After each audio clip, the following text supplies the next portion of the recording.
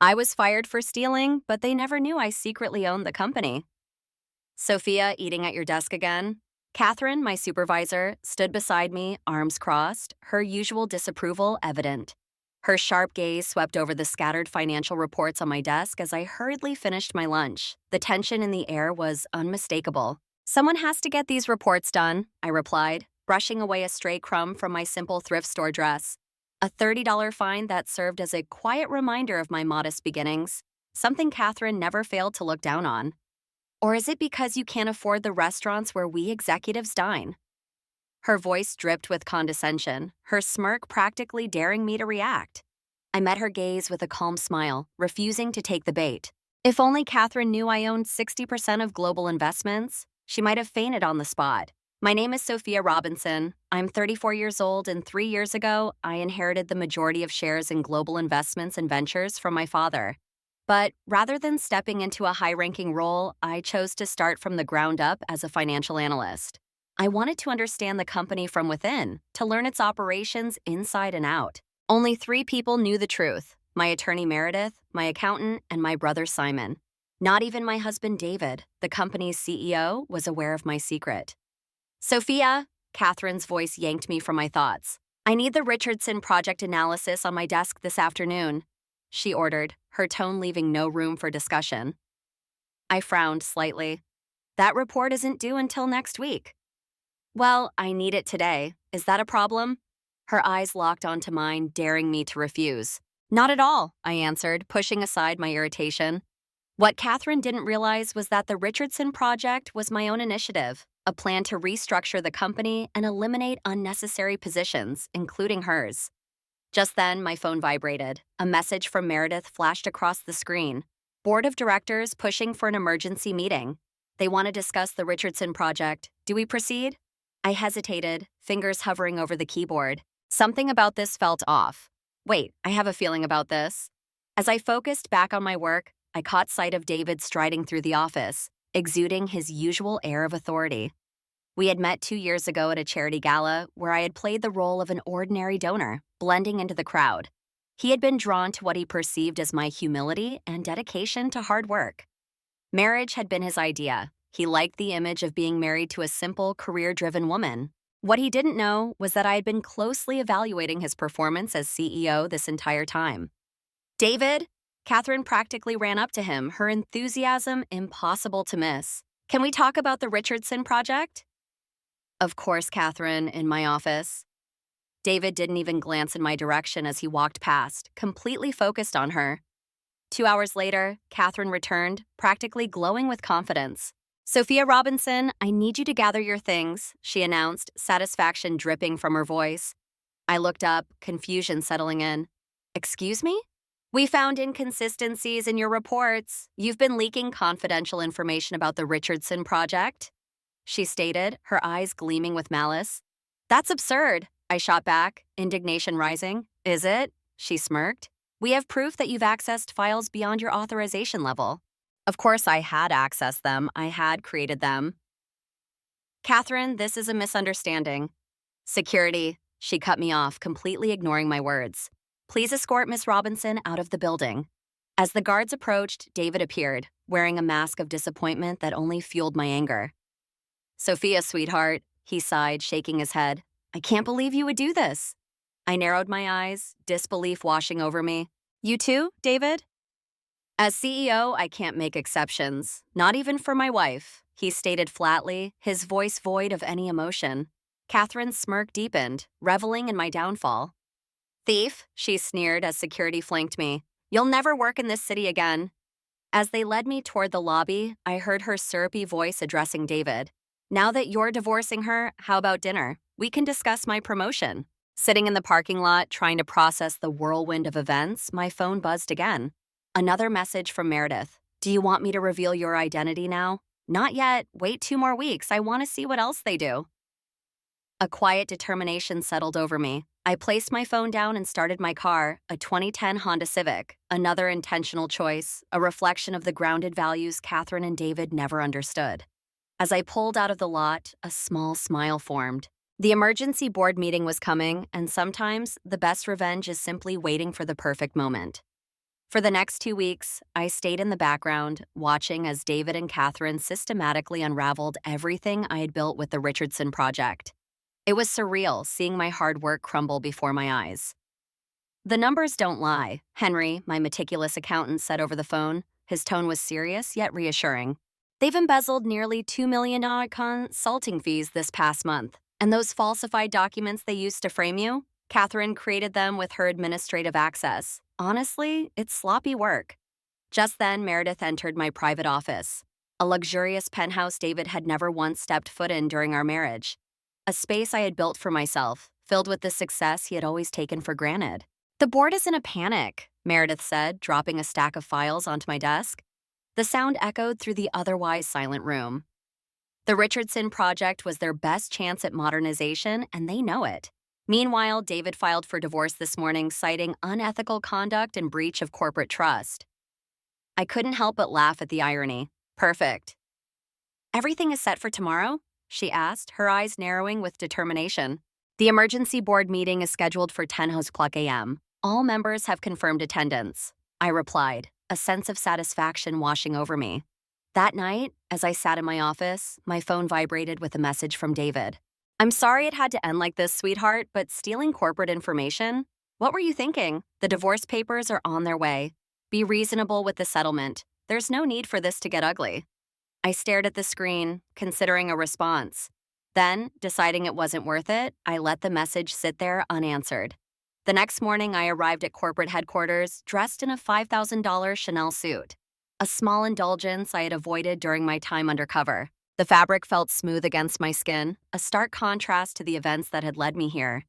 As I walked through the lobby, the receptionist who had witnessed my humiliating exit 2 weeks ago froze, her face pale with shock. Miss Robinson? You can't be here, she stammered, eyes wide with disbelief.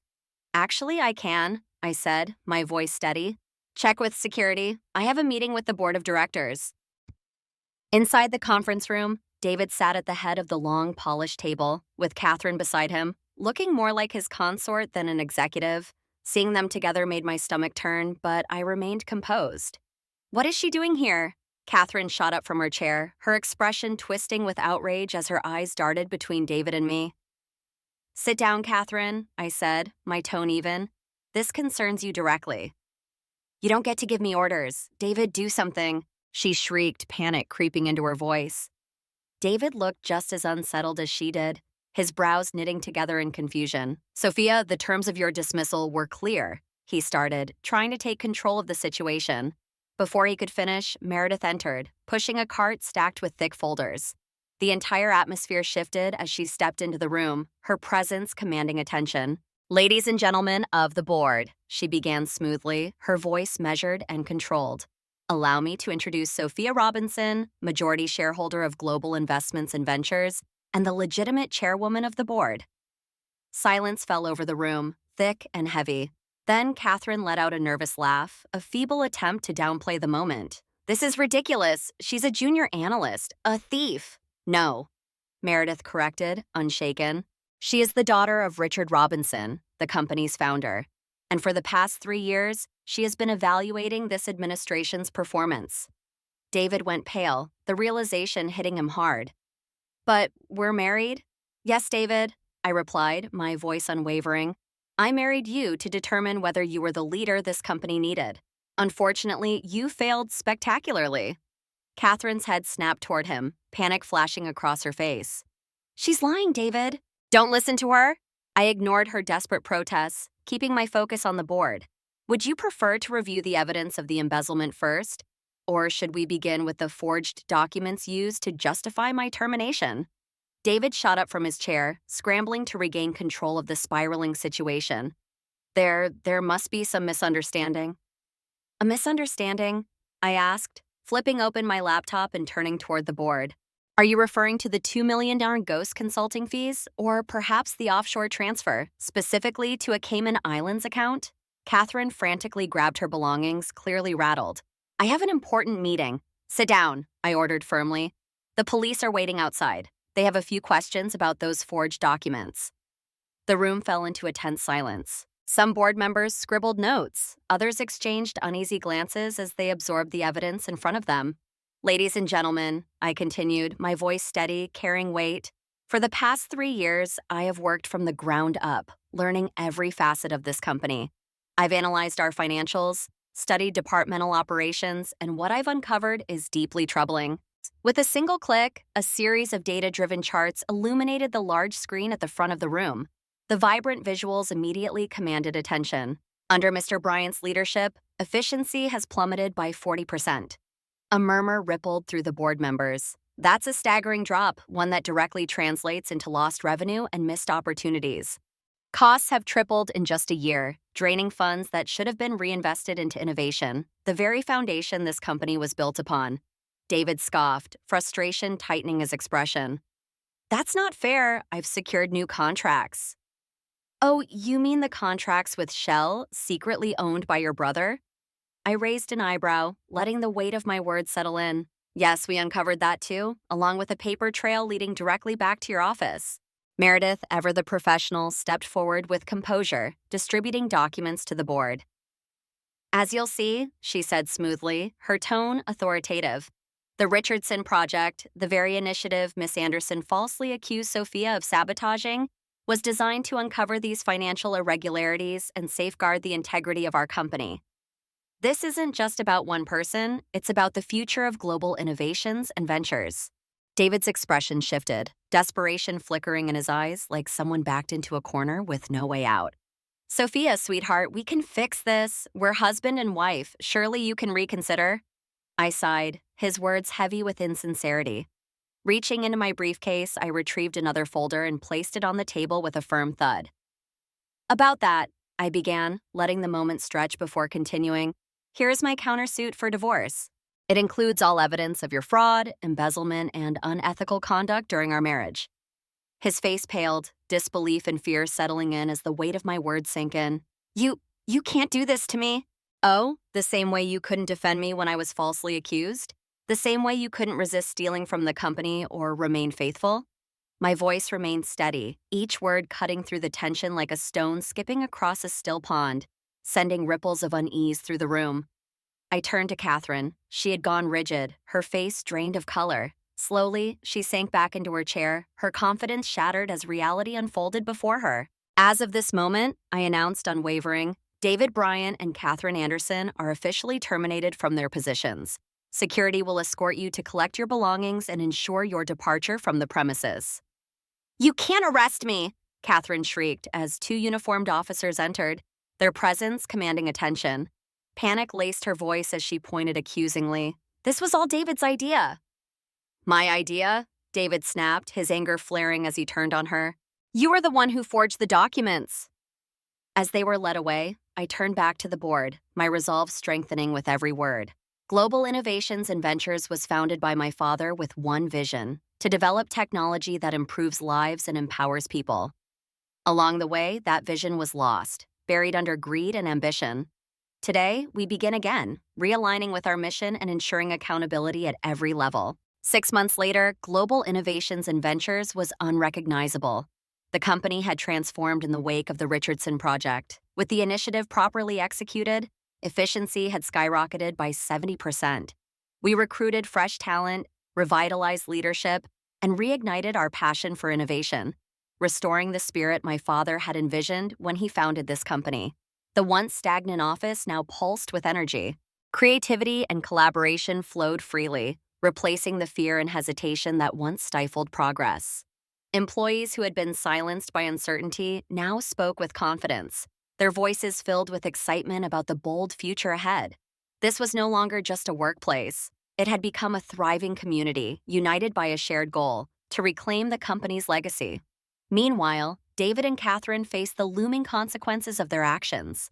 With their reputations in ruins and careers on the line, the weight of their corporate fraud charges pressed down on them as their trial approached next month.